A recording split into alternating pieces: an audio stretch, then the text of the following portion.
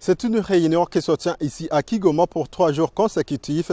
Les participants à cette 12e réunion des parties prenantes du corridor central vont échanger sur les performances du corridor, tout en mettant un accent particulier sur l'amélioration des services et les infrastructures de transport le long du corridor central.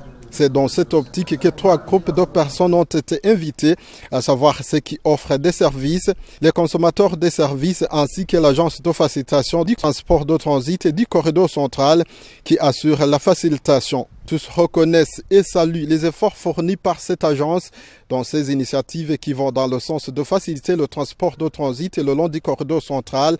Mais le chemin à parcourir reste toujours long pour être compétitif au niveau international.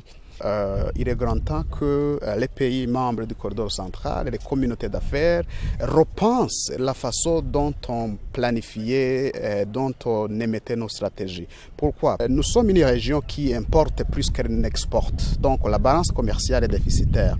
Quand vous avez une balance commerciale déficitaire, vous avez tendance, et c'est logique, à investir beaucoup plus là où le grand volume de marchandises passe par. Donc quand vous regardez les 50 dernières années, nos efforts étaient dans les investissements en infrastructures qui favorisent nos importations.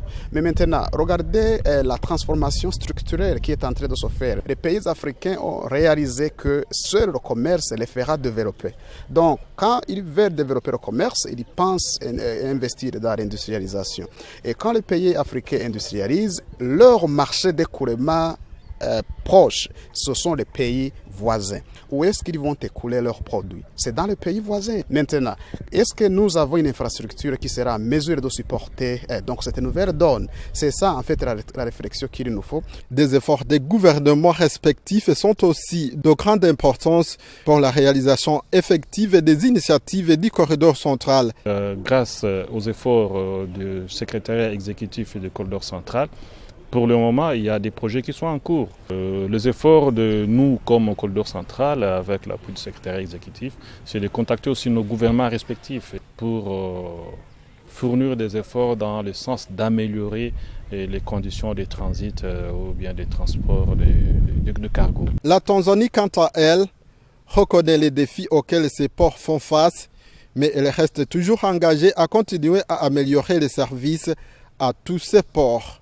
Rappelons que les pays membres du corridor central sont la Tanzanie, l'Ouganda, le Rwanda, la République démocratique du Congo et le Burundi.